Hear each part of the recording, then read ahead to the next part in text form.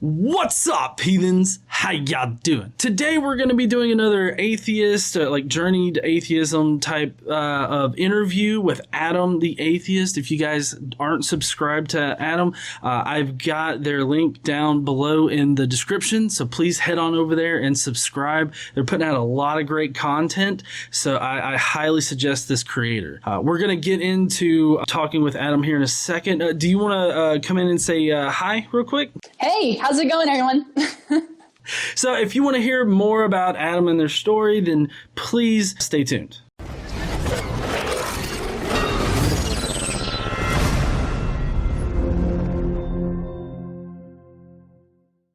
All right, so hi there, Adam. How are you doing today? I'm doing really great. Yeah, I'm doing awesome. How are you doing? Oh yeah, pretty good. This really worked out well because we didn't have to worry about like time zones or anything. Normally, that is the biggest problem that I have setting up like interviews and stuff is time zones, because everybody's working off different time zones, and of course everybody's own time zone is the main time zone, and so I always get screwed up with that. But it's good that we're both in Central, so made scheduling this very easy. Oh yes, it did. It definitely did.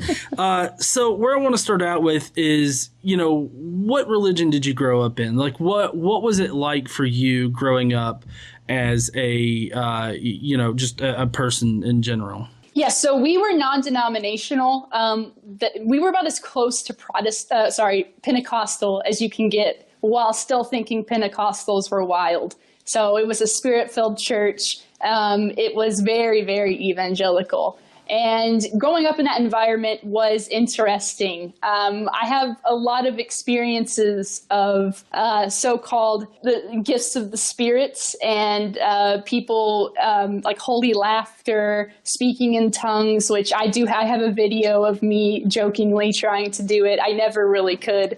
But it was certainly strange. And the way that I was brought up was kind of, this is the only part of the world that you have access to. So for me, someone being an atheist or Muslim or any other religion just didn't seem real. I could conceptualize it, obviously, because I have like a functioning brain, but I just couldn't imagine people actually living that way. And it was mainly because of how colorful my church experience was. Yeah, I'm kind of curious, what in the world is holy laughter?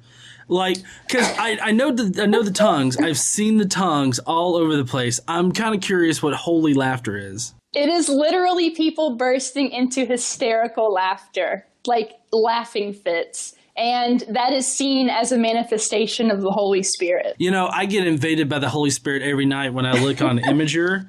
They have these dumps on Imager that are just like the memes, and I swear to Christ, the Holy Spirit invades me then, if that is the case. Yeah, it was pretty wild.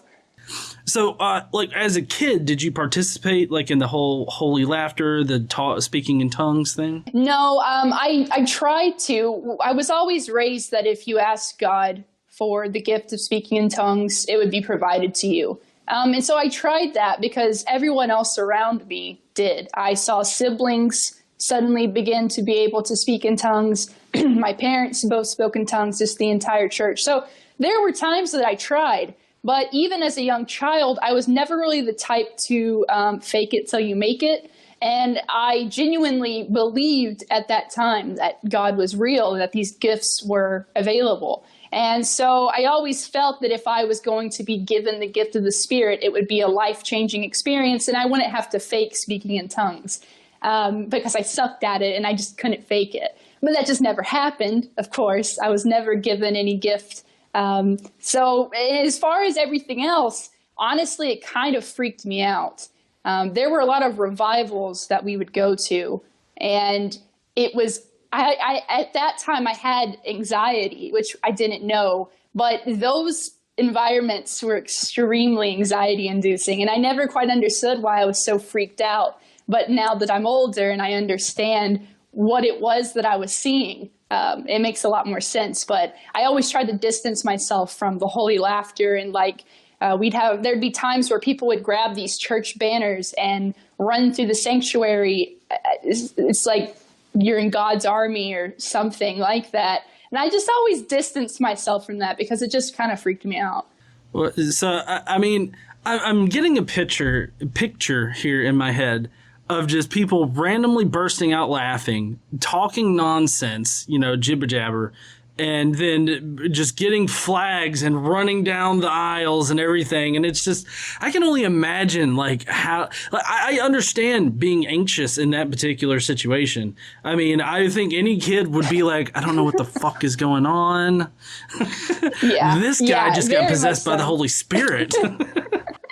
Yeah, and it was so unpredictable. You never quite knew how wild it would get. And there was always a line between what was acceptable and what wasn't. I never saw anyone step over that line. I think it would have had to do with getting naked or something. Probably would have been the only time they pulled the plug on it. But it was never predictable. And so you never knew, because I've had people randomly approach me and start speaking in tongues over me and giving prophecies over me. And I just didn't like these random people approaching me and trying to smear the Holy Spirit all over me. It was one of the reasons why I disliked it so much. You're using some of my favorite visual words here, smear the Holy Spirit all over you. Yeah, that's exactly what it was like.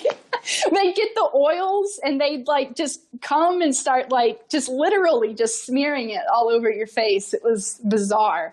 That is so weird. Now I have to ask, do you remember any of the prophecies that people threw in your face? I can remember one vaguely, and they prophesied that I would essentially become a writer who would lead people to Christ.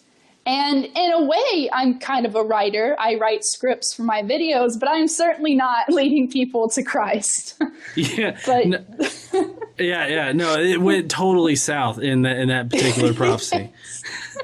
Yeah, if that was a dice roll on his prophecy, he rolled a 1, critical failure. Exactly the opposite happened. Right. So I imagine that.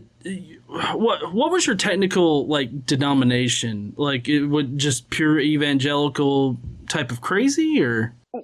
We were non-denominational. Oh, and okay. That's very proud of that, which it made it very vague. You can go to different non-denominational churches and kind of experience different things. On the whole, I think that non-denominational is a denomination, and it's a little more mainstream. You have the band that plays music, and it's sort of wanting to appear as one of these prosperity churches, but not quite be so vacuous as prosperity preachers often are.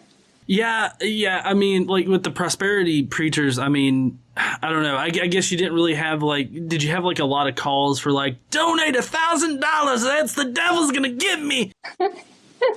Nothing quite that extortive, but definitely there was a message of, if you aren't tithing, then you're sinning. So we do need your money, especially when it came to, they always wanted to build the church bigger and have better instruments and a better sound system. It was very materialistic. And so there was a lot of push for that. And one time, this wasn't a push for money, but one time the pastor basically chastised all of us because we weren't coming to 6 a.m. prayer meetings, and basically told us that if you aren't willing to show up at 6 a.m. to support a prayer group, then you're probably sinning somewhere and you're just too scared to, or something along that line. So there was always this hint of spiritual abuse, just kind of poking out and then going back in before anything got too crazy, because a lot of people didn't like that pastor already.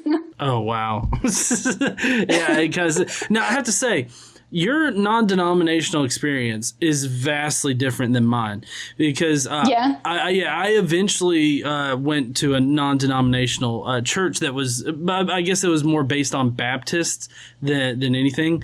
But I mean, it was pretty, at least for me, I mean, it was pretty normal. Like it was boring almost because, you just go in, pray, God says you're a sinner, pray to God and all this other stuff. And then we would have youth groups and everything like that. And we would sing, but it had that new, not new age, but that mainstream kind of vibe, to entice all the kids, and everything like that. There was definitely no speaking in tongues, running around crazy with flags. Like, I don't know. It seems like a crazy Sheldon experience, from the Big Bang Theory. Yeah. Yeah. And that's why I'm not surprised to hear that, because that was really one of the only non-denominational churches that I went to. The other ones we went to were far more Baptist. But that's what I've always imagined, is that it's just a varied experience, because they call themselves non-denominational. So they're under no higher churches like theological doctrine or anything. So it's kind of from church to church. They can set whatever theology they want to. Right.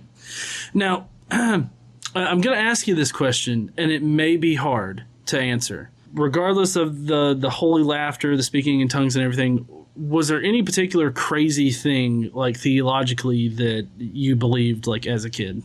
Well, the craziest thing that I believed as a kid was young earth creationism, for sure. The next levels down would have been just the average homophobia and transphobia that you're raised with. But by far the craziest thing that I accepted was young earth creationism. And that wasn't something that was even pushed by the church. That was more so a family thing. And that we didn't really talk about creation in that church. They tried to keep things on less controversial topics, I guess. But that was definitely the craziest one. Yeah. Well, I recently had like an in-person debate against a guy named Lawrence Tisdale. And apparently, like, the creation versus evolution thing is an actual controversial topic. Like, creationism, I guess, in general, even for the South. Like, I find that really kind of odd, because none of the churches around here really wanted to take up the, I guess the mantle of hosting a creation versus evolution type of debate.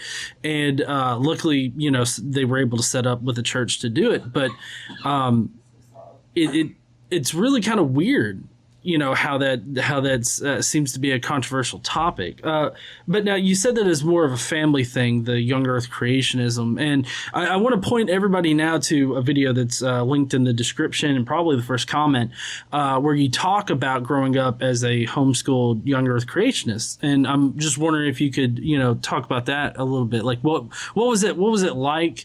And, did you feel like you had a very different, like, educational experience than most people?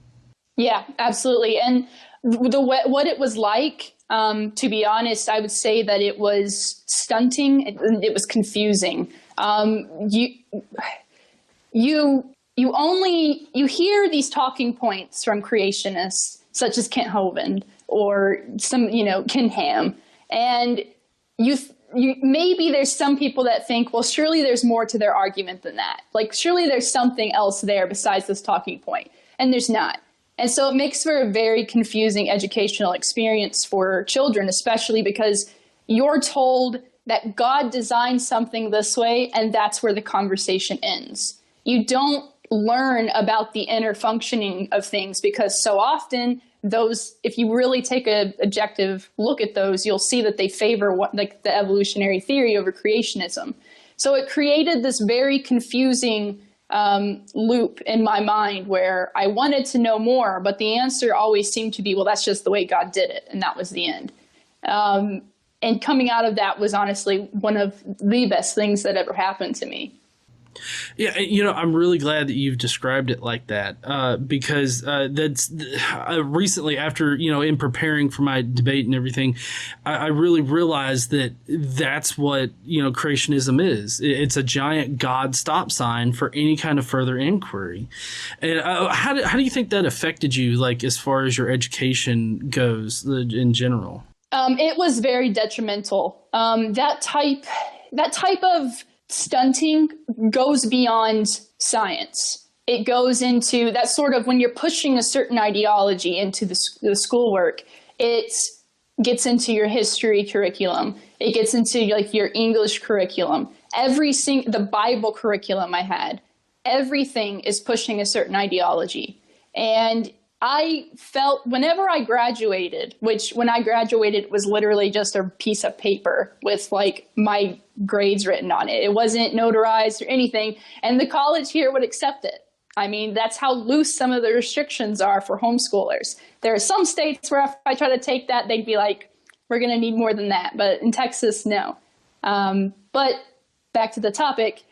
Whenever you encounter that ideology and it's constantly, like you said, that God stop sign, or you learn about history in such a way that when you grow older, you realize that isn't true at all. I was raised to I genuinely believe that this was a Christian nation and it was founded for Christianity and all the like right conservative BS that you hear a lot of the times.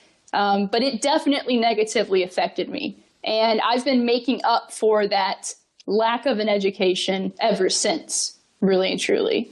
Okay.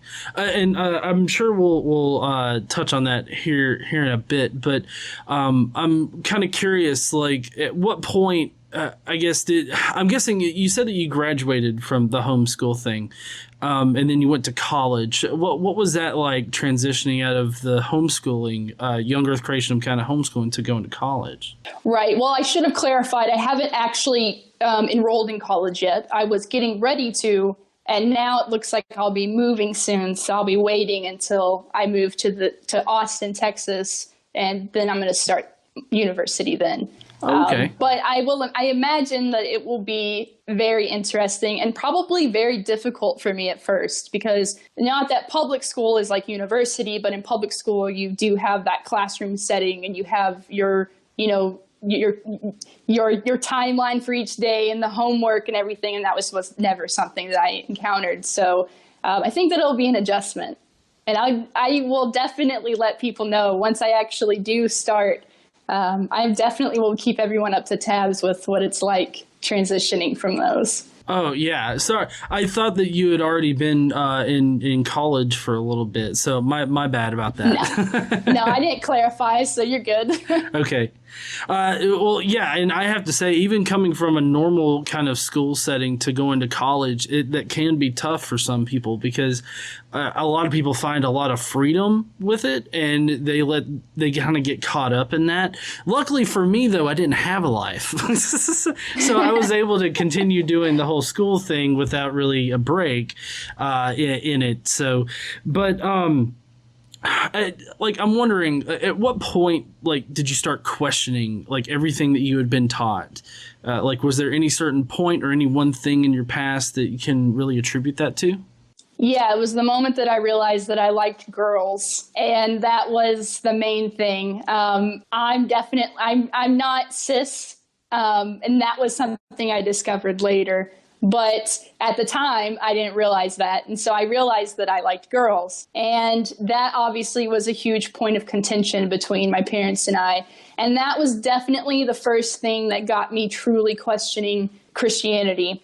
And what I first began to do is I first began to search whether the Bible really denounces it or not. And then I came across what I call liberal Christianity, where they interpret the story of Sodom and Gomorrah differently than, conservative Christians do. It's about hospitality and not homosexuality. And then they have some points of contention about I think it was the original Greek that one of Paul's letters were written in, and how homosexuality wasn't the word he meant. He meant men with young boys.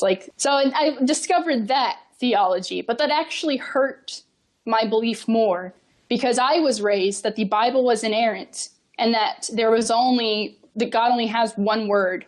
And once I finally stepped outside of the conservative bubble that I was in and realized that the Bible is absolutely open to interpretation, it shook my confidence in it a good bit. And as I began to, I listened, one of the first atheists that ever really set me on the right path to questioning things was Christopher Hitchens and his debate with Dinesh D'Souza.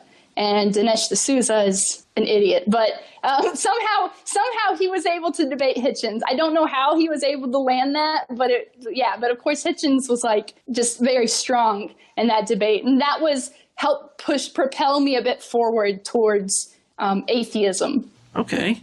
No, it's great to hear that, a debate really kind of influenced you that way, because I mean, honestly, that's what debates are supposed to do, provide both sides of it and then allow the audience to make up their minds for themselves instead of telling somebody what they should think. And I think that's where, that's why religion really doesn't do well in debates in general, is because it leaves it up to the audience to, make up their minds for themselves.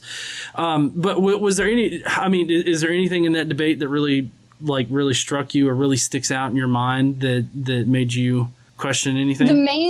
The main thing that I remember about that debate, and I haven't watched it in a long time, but the main thing that I remember about that debate is that Hitchens spoke about the world in a very scientific way. And Dinesh D'Souza was very much so all about, in that debate, he avoided the Bible because he said, atheists don't believe in the Bible, so I can't quote that as evidence. And I was like, okay, that makes sense. But then he started trying to make these, William Lane Craig style arguments. And that just didn't work well. And I was so sure I entered that still technically believing, although questioning, fully expecting to see the Christian side wipe the floor with the other side. And as I was watching it, just the way that Hitchens made his points and just really drove them home is what, for me, I've always felt like I was intellectually honest. I wasn't able to hear his arguments and not consider how valid they sounded, and then how D'Souza didn't really counter them very well. He kind of would just ignore them and move on to the next point. So many creationists, or Christians, not just creationists, do that. They like to just push that point aside and continue on to the next thing like nothing right there was said. Yeah, exactly. So at what point in your life is this now, when you first watched the Dinesh versus Hitchens? I'm guessing you were in high school? Yeah, I was still in high school. I was probably about 17. And I had that debate was making rounds on Facebook through the Christian friends that I had, Facebook friends I had, because I guess they were perceiving it as D'Souza did a good job. And so it was actually recommended that everyone should watch it by someone in my family. So I was like, oh, okay, yeah, I'll watch it. And then that's when I was like, oh, okay. So I'm sitting there on my living room couch. So it's like my parents right by me, and they think that I'm like being a good little Christian because I'm listening to this debate. But Dinesh D'Souza did not win that debate. Well, it's always odd how whenever somebody watches a debate, generally there are three groups. There's one group that actually considers what's being presented and said, and then the other two groups just align themselves naturally with either side without even thinking about it. And it's always interesting to see how most people that are already Christian stick with the Christian side, and obviously if you're on the atheist side, I very rarely hear about an atheist being like, oh, you know what, that whole God argument, that makes sense, kind of thing. I mean, it does happen, but I think that it's very rare. But no, I'm really glad that the debate, was able to sort of touch you like that. And then about how long after this whole part right here, did you, realize you're, that you're not cis, that, you like girls, and then I'm guessing you came out to your parents?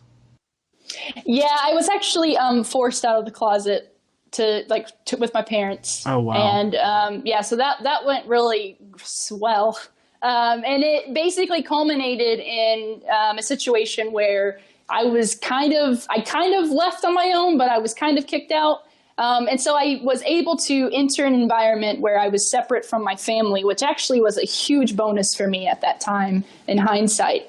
And it took me years to realize that I was technically an atheist, because I was raised with the hard atheist understanding, where, and of course, the way that Christians distort it is if you're an atheist, you're claiming that you absolutely know that God doesn't exist and you have proof. And basically, they always propped definitely Hitchens, his most forceful statements about this as what all atheists are like. And I was always like, I was agnostic. I'm an agnostic atheist. And so I was confused between the terminology. And then I met my wife, and she was the first out and open atheist that I ever met. And as we were dating and got engaged, we started to have these more like deeper and deeper conversations. And then I was like, oh my God, like, no, I'm an atheist too. And then right after that, we started listening to the Atheist Experience, which really like, it definitely set it firmly for me. Okay, yes, I'm an atheist because this is what I believe. I just had a misunderstanding of what that term meant for the majority of atheists. Well, right. And I think that's the big thing is like the majority of atheists. And a lot of people want to fight over the definition of atheism, but I'm really glad to hear that you take more of a strict, like atheism is just about belief, I'm guessing is what you're saying, right? Yeah. Okay. Yeah. Yeah, no, I'm in the exact same boat. I classify myself as an agnostic atheist. I don't ever say I know God doesn't exist, but I just don't believe that he exists. You might get some people that give you shit for it, but my advice is to just, fuck them, kind of thing. But I am kind of interested in, like, what was, so you started questioning, but I'm kind of wondering, like, what got you to the point of you determining that you were more agnostic about it? Well, was it just that the whole debate that kind of pushed you into agnosticism, or was it something else? Yeah, and I mean, first of all, it had a lot to do with how little the Christian arguments resonated with me. Because if anyone should be able to prove that God exists, the people making the claim that he exists should be able to. And I just realized that a lot of there's a lot of little sayings within Christianity that sound so poignant and so good, but whenever you think about them, you're like, okay, that's actually just kind of an empty assertion. And that was honestly the main thing. Christianity itself is what drove me away from Christianity. And I've come to realize that with my personality, I just naturally am not inclined towards accepting unbased assertions. And so I think that no matter what situation I would have ever been raised in, I think if I had the same personality and brain that I do now, I think I would have always found atheism, because that just matches with the way that I see the world, essentially. So it was definitely Christianity, because I was trying hard to figure out if I could be into girls and be a Christian, or if I had to sacrifice one or the other. And it was in the time that I spent with Christians and Christian ministers trying to figure out that problem is where they lost me. Because you start to realize that none of them actually know anything. They're all enforcing the way that they perceive God to be. And so you have this liberal Christianity, this conservative Christianity, you have Calvinism, you have Evangelicism. I mean, it's all over the place. And I couldn't reconcile it. I couldn't reconcile that the Bible is true and inerrant with 50,000 different denominations all claiming contrary things. No, yeah, I think that's a very reasonable thing to conclude over all that. And I have a lot of fun on my channel pointing out contradictions. I've got a whole character called Burcephus that I bring in sometimes. It's kind of, I have fun with it, at least, But I'm kind of curious, what was the reaction of like your friends when you finally realized, that you were an atheist? Which, I mean, I guess at that point you had already had to come out because you were forced out, right? So I don't know, like, if you had very many friends after that point, or if you still had your friends. Well, I really didn't have too many friends whenever I was at home Christian and homeschooling. Homeschooling wasn't a good environment for me to socially develop, but the main people that I dealt with were family members. I grew up with, those are my friends. My sisters were my friends. And there obviously was a lot of problem with that, because I think if I would have had friends, it would have been a little bit easier because they wouldn't have had these ties to my parents, but my siblings did, obviously. So there was a bit of just this tension that was always there. For the most part, once I met people after I'd left Christianity, even if they were Christian, for the most part, we could get along fine. We just kind of knew when we're drinking together, don't bring up religion because we're all going to end up arguing. So I've just kind of been able to navigate it like that. But it was definitely the hardest at the time whenever I first came out, because mainly the people I dealt with were family. And obviously there is a lot of tension and a lot of stress on those relationships because everybody's related to each other and you all have connections to each other. Yeah, I can imagine. I know when I first realized that my worldview had completely changed, I didn't really tell a lot of people. I'd always been very private as a person as far as my beliefs go. But like I was on Facebook a lot, and so I remember commenting on a few like of these church like page posts and whatnot, just asking these general, like they were asking general questions, and I would respond in a typical atheist kind of fashion. And then I come to find out that a number of my family members unfriended me and was like, you know what, I'm not going to be friends with him if he's going to keep saying this kind of stuff. And so basically, I had to create this whole persona, the Godless engineer sort of brand, just so that I could, espouse, my atheist thoughts and everything. And so, I mean, I can totally empathize with you on that. I didn't really have very many Christian friends, even before, but especially after. There were a few work people that, often talked about it, but, it never ended well. Yeah. Oh God, I hate those environments where you're just trying to work and people want to talk about religion, because like I'm just here to make money. I don't want to talk to you about God because I'm not trying to get sent to HR. Yeah, exactly. Now I'm kind of curious. After you admitted to yourself that you were an atheist and you became okay with that, did you notice like any changes like in your personality or anything like that compared to when you were a Christian? Honestly, yes. I noticed a significant, there was so much less stress and confusion. When I was a Christian, I was so stressed out all the time because I was worrying about Armageddon, because that was a big thing that was pushed, especially in my childhood, and all these questions that didn't seem like they could ever be answered because God did it, and that was where everything stopped. And I've noticed that my happiness skyrocketed after I fully stepped into my atheism and I completely just disregarded Christian dogma. And I think that it's just one of the best things that's ever happened to me, because you finally can approach the world in a much more curious way. You don't have to make these assertions about why things are the way they are. I feel, there's this feeling that Christians talk about. It's sort of like this awe feeling when you think about God.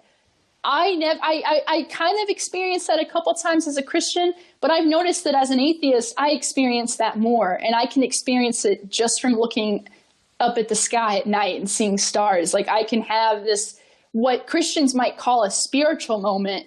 I can have that just marveling at the things I don't know, like I don't have to make up these stories anymore and make any assertions. I think that it makes for a very calm and fairly confident existence because you're not having to constantly defend things that you don't have any evidence for. No, yeah, I totally agree. And I know a while back I had some Mormons knock on my door, and that was one of the things that I pointed out to them, was like, how do you explain the experiences by people of other faiths or non-faiths having the exact same feelings that you felt about Joseph Smith?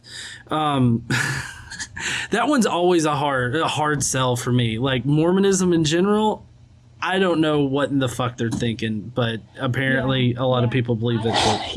Yeah. I actually had some Jehovah's Witnesses knock on my door not too long ago, and they were promoting that Love Never Fails conference. And I think that the guy who knocked on my door took one look at me and realized that I looked either super gay or super trans and was like, He literally handed me this and was like, I know you're probably not going to come, but here's the flyer. And then he like scurried off. He could not get off my porch fast enough. And I didn't even say anything to him. Well, hold on. He couldn't catch the gay now. If you had actually touched him, it transfers. It's a lot like the flu, you know? I was amazed. I was like, I thought these guys were supposed to want to talk to you because I've been waiting. I've been looking forward to it. Not because I want to be mean, but just because I like having those kinds of conversations, especially because I approach it in a very non-confrontational, very kind sort of way. So there's like, no, I'm not worried it's going to escalate out of control or anything. But no, he couldn't get off my porch fast enough. He was gone. It's weird that you mentioned that because the Mormons that came to my door, they came back 3 times, like in consecutive weeks. You know, they came back 3 times. And I'm like, damn, guys, you must really want me to become a Mormon, you know? Wow. Yeah. And the 3rd time they were like, well, we can't come back again because we're wasting our time. but yeah, so I think it's funny that he was just like, yeah, you're not going to come, but here you go. So I'm wondering, has like your politics changed a lot, since transitioning from Christian to atheist? Yes. Whenever I was a Christian, I was a good little conservative kid. And now I'm like, it's complete polar opposite. Mainly it was my social policies that changed. I'm not fiscally conservative or anything now, but the main shift that I experienced, because I was too young to care about any of that. Whenever I was younger, I didn't understand it. But social policies were, like I said, I used to be homophobic. I used to be transphobic. I was all of those boxes that I can't stand being ticked off with other people, you know? And that was the main thing. So first I lost, obviously, the homophobia because I realized that I was gay. And then I lost the transphobia. And then I made sure, and I went and like, because another thing that I started caring about was something that I still don't see even necessarily Christian family members caring about. But one thing that really matters to me is like systemic racism. And I have like it's a big deal for me. And I want to make, I just care about it a lot. And I don't want to be like that. And so there was a huge focus for a time period on me unraveling the language that I had heard growing up about people of color, changing the images that came to my mind when I heard these trigger words, because, one word that was really popular was welfare queen. And my family never used the N-word or anything like that, but there were new words that were meant to bring up a certain image in your mind. And so I spent a lot of time working on that. And I think that was after I stopped being a homophobe, that's what I started focusing on. And everything else just kind of evolved ever since. And I'm basically just a little liberal boy now. What is the best advice that you can give for somebody that's like questioning their religion or, I guess just wondering about atheism or wondering about their religion in general? Watch Christopher Hitchens. Honestly, I think that's the best advice that I can give is you have to come to peace with the fact that you might be wrong. Because a lot of the times we're so emotionally invested in something that we are unable to be intellectually honest about it. And that's why Christians can watch debates and never change their mind, because that's the side that they either really believe those arguments, but more likely they're just emotionally invested in that. And they can't let that go away because there's so much emotional manipulation in religion. I mean, you're set up from a child to be so invested in this that you have Christians who say if God didn't exist, they just blow their brains out. I mean, people feel this way about it. And so that's the hardest part, is being able to come to terms with the fact that you could be wrong. Because if you are wrong, it's okay. That's not the end of your life. For some people, that's the beginning of their life, whenever they're finally able to set that stuff aside. And don't listen to, you can listen to Christian apologists, okay? Because I don't want you to just, only get your information from one side. But don't listen to them when it comes to talking about what atheism is, because they always misrepresent it. If you want to know what atheism is like, watch The Atheist Experience. watch Christopher Hitchens, listen to Richard Dawkins. Like, there are other better examples who can really help you understand what atheism is, because William Lane Craig and Cy and all of them are always going to misrepresent it, and you're not going to get the best information from them. Yeah. So that debate that I mentioned earlier, the Lawrence Tisdale guy, the guy that was arguing for young Earth creationism, this is an example of how they misrepresent things. He literally said that like a four-legged animal walked into water, took a bath, and changed its genes to become a whale. He literally said this on stage to Christians, like in the debate. And it's like, why would you ever think this? Like, I don't know why anybody would ever think that this is like how evolution even is supposed to work, like at all. And so that's just one example of how they love to strawman. They love to misrepresent. I wonder if that guy will have a guest appearance on Kent Hovind's channel soon. Oh, I talked to him about Kent Hovind. And yeah, I talked to him, and apparently he doesn't like Kent Hovind because to him, and this was new to me, apparently Kent Hovind's not a real creationist, because real creationists don't make the arguments that Kent Hovind makes. Oh my God. Apparently. Yeah. So they've got no true Scotsmans between different creationists out there. It's really kind of weird.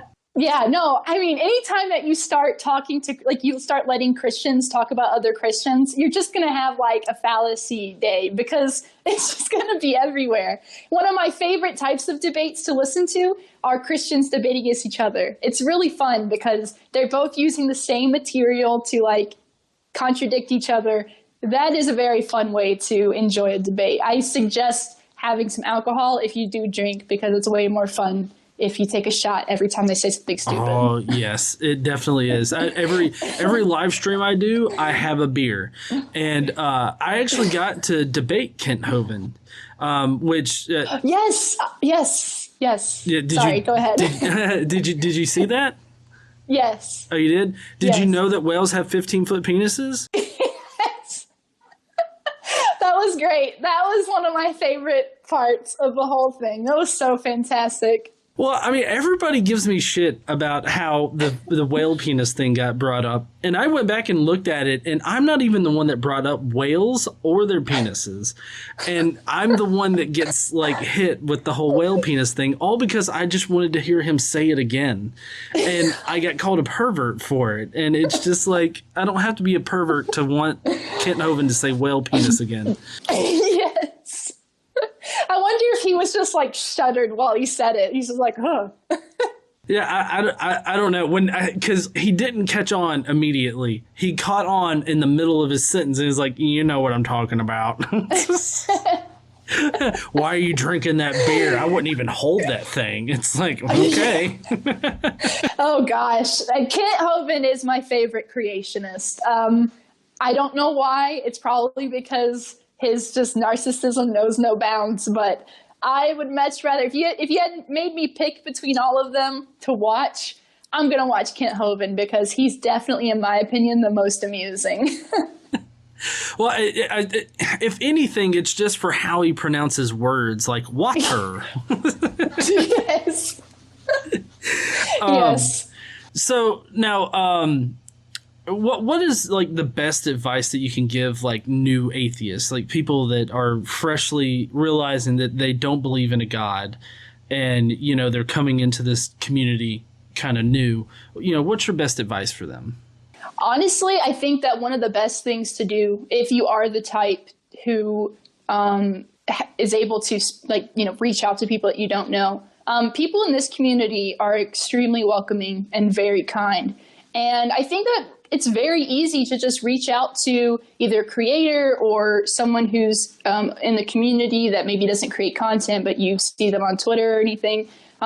It's really just let us know that you're here, and we'll be very happy to speak with you. And we'll send you recommendations for books or videos or debates or anything like that. And mainly, I think that atheism is only one thing. It really only means one thing. And so you don't have to become a whole new person just because you're an atheist now and the majority of us think something. It just is a question about whether you believe or not. So I think that you really just need to focus on getting involved with the community if you're able to, because that's going to help you out a ton. But also really, really start looking into skepticism and humanism, because those two are going to be far more beneficial to you than even atheism will. Because again, atheism just means one thing. And skepticism is a tool that will help you much more in the long run. And humanism is just something that I'm a proponent of because it benefits everybody.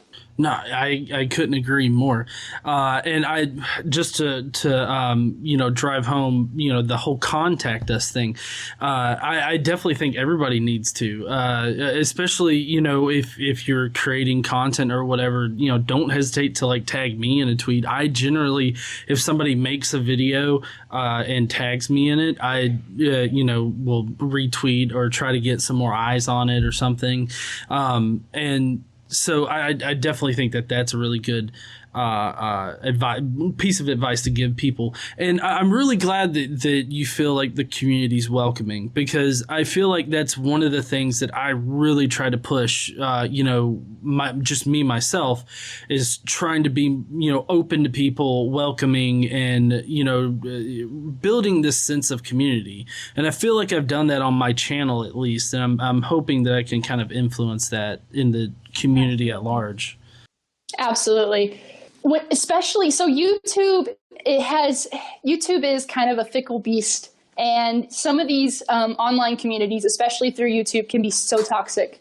And I didn't really know what to expect whenever I first started dipping a toe in this community. But I was so blown away. I mean, between Drew and Holy Kool-Aid and you and everybody, there's just like instantly like, hi, welcome to the community. Like, let's talk. And it was amazing. I mean, you don't get that with a lot of communities. And that's something I do not ever want to see leave, because I think it's so valuable to our message and to the community itself. It's just a very valuable thing to have. And I'm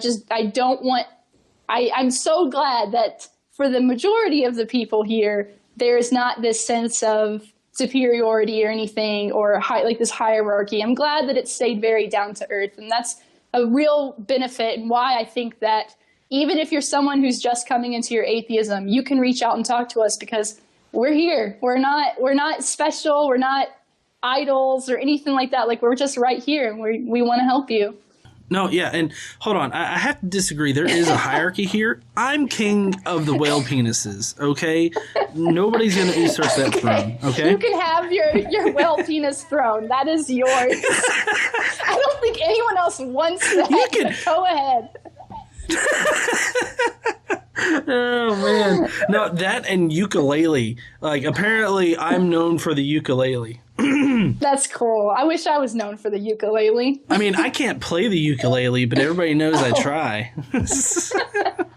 That's one way to get known then, if you can't do it. Yeah, if you can't do it, then don't do it like good at all. Just do it worse.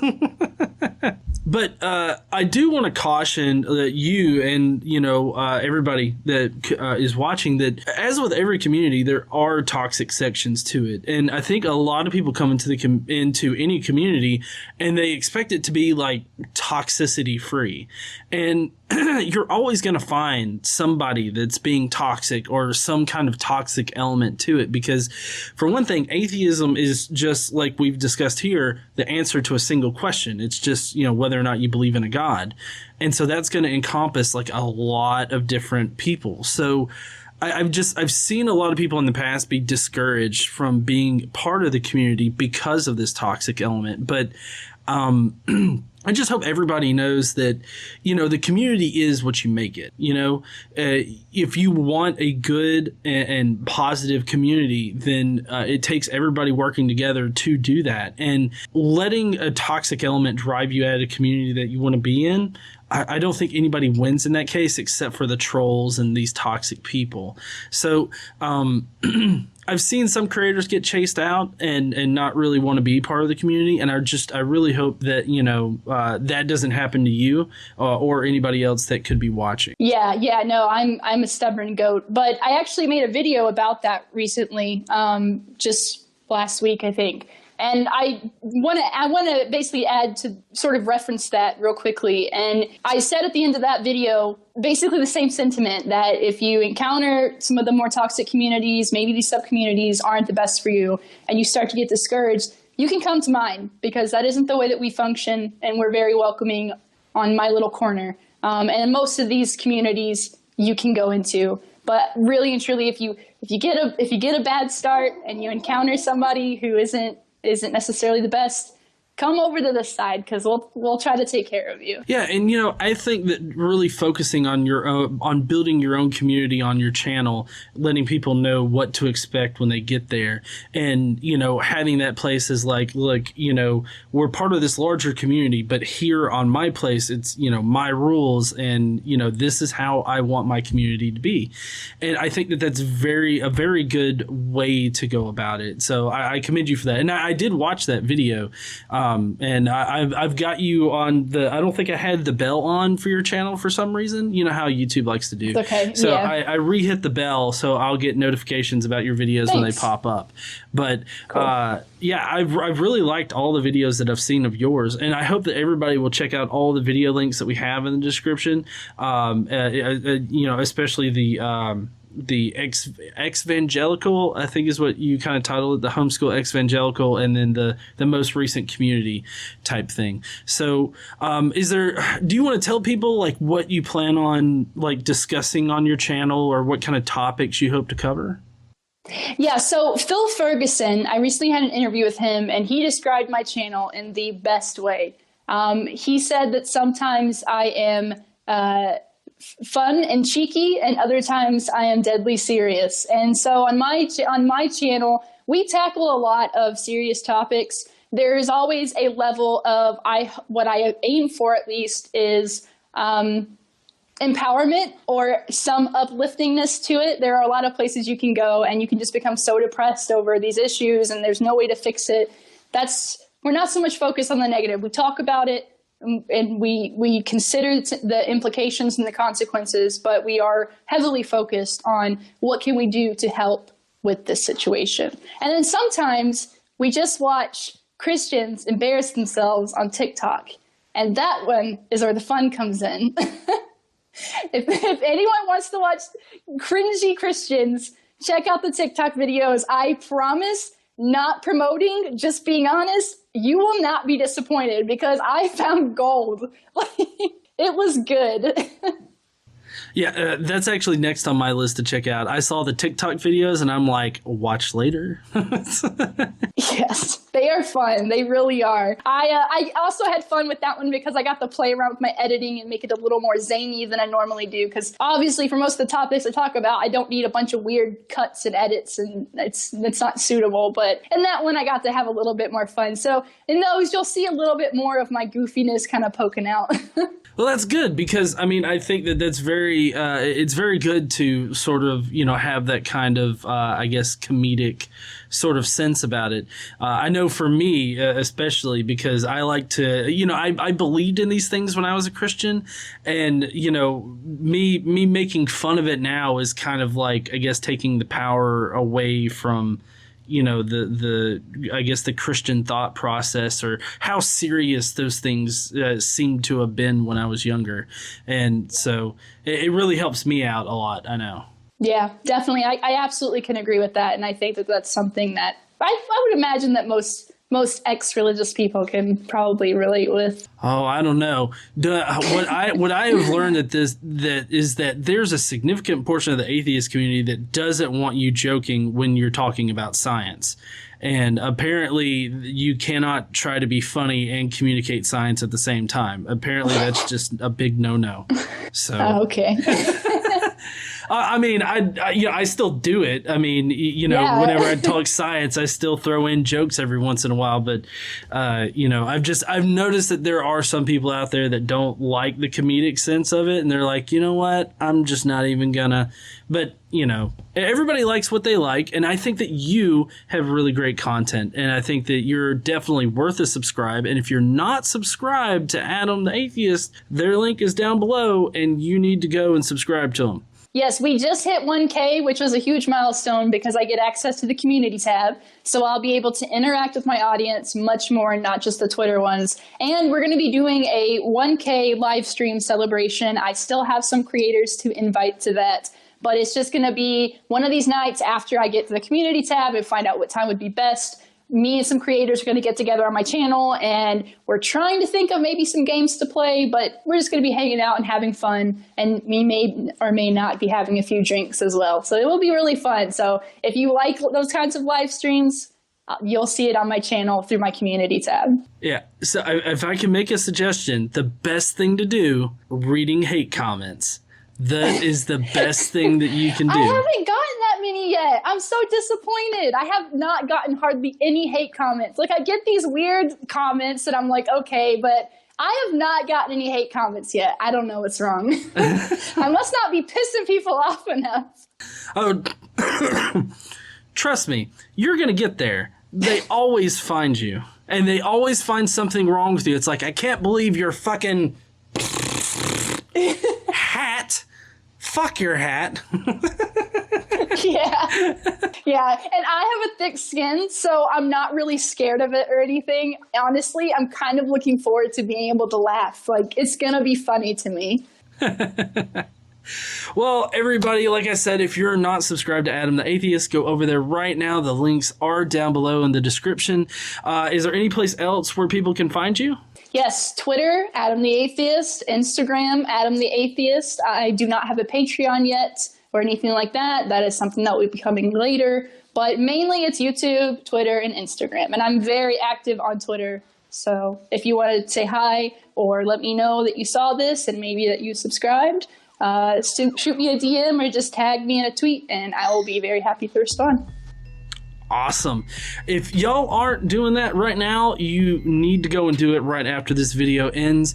If you guys will, there's probably links or something up here on the screen. Go over there, check out Adam, check out the other links that are on the screen and everything like that. And I hope that you heathens have a nice day. Leave us a comment down below with what you thought about the interview. Smash the like button, subscribe to both of us, and don't forget to stand up and use your voice. Bye, heathens!